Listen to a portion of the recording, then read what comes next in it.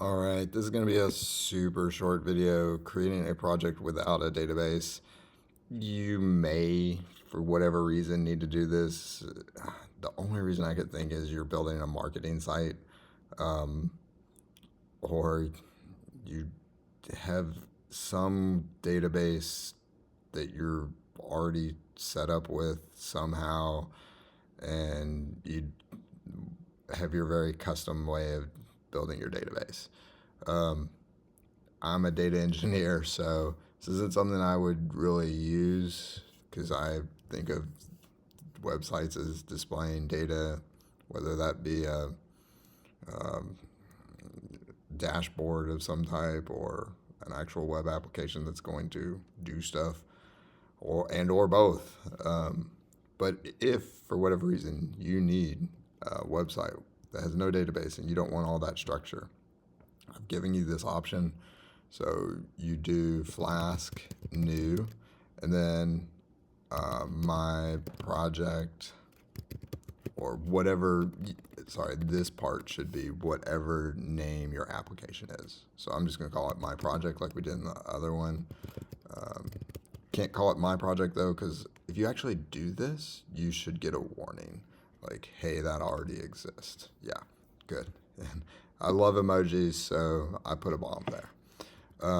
We can call this my project no database, or let's just make it really generic, my project 2. But what you want is this flag no database. So double dash to indicate that we are using a optional flag.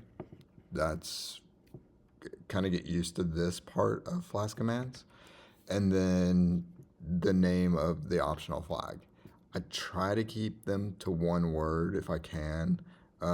With this one, I just did no database, no DB. And that's going to build exactly the same thing you saw before. Super quick because it now doesn't do that third creation of a database.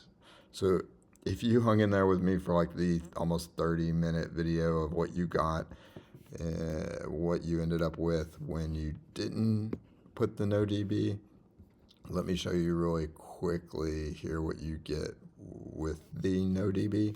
So let's just cd into my project 2, and we'll pull up VS Code. All right, trust. Okay, so let's make this fit the screen and pull up over here.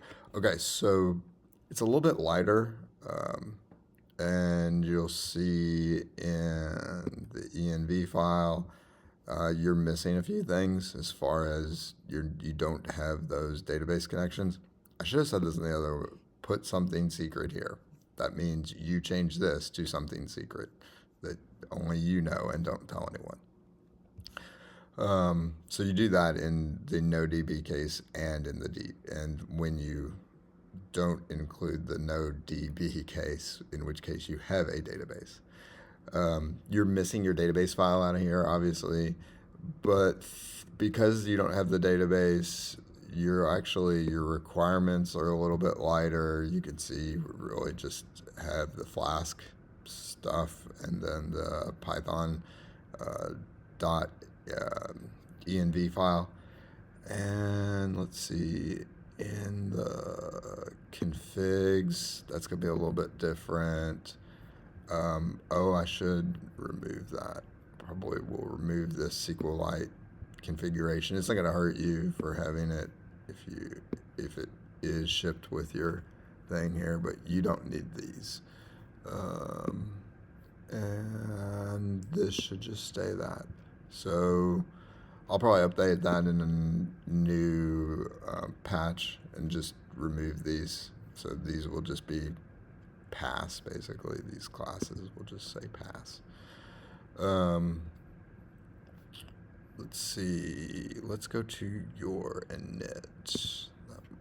It's a little bit lighter. All it does is it brings in the configurations, and then it sets up that main blueprint which we saw in the prior video.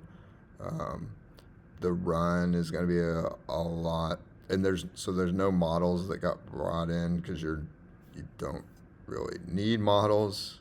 Actually, I see that you don't even have a models folder because you aren't using a database, so you don't need a models folder. And then you're not going to have let's see, no models folder yet. Let's go back and see the run. That's what I was talking about. Run.py. Okay, so this is still quite heavy. This is setting up, in both cases, in the NoDB and in the DB, this is setting up log files for you. Yeah, so that's just setting up log files for you. So that's really the NoDB case. You don't have a database file. That's what I was thinking of earlier. You don't have a database file here. It's a little lighter. Why would you use this? I really feel like you just need a marketing website, and you're going to just make a whole bunch of HTML templates, and they're going to essentially be static HTML templates, and you're not going to change them. You're not going to have user logins. It's just going to be a very static site, and you're doing this probably for somebody who would have normally used like a WordPress or a Wix type thing. So it does make it a lot cleaner as far as less files, but you lose a ton of functionality. So yeah, that's creating a project without a database. I'm not going to do this at any other point in this series. We're going to have a database. All ours are going to include a database. I just wanted to point it out for those who may want to make a marketing website.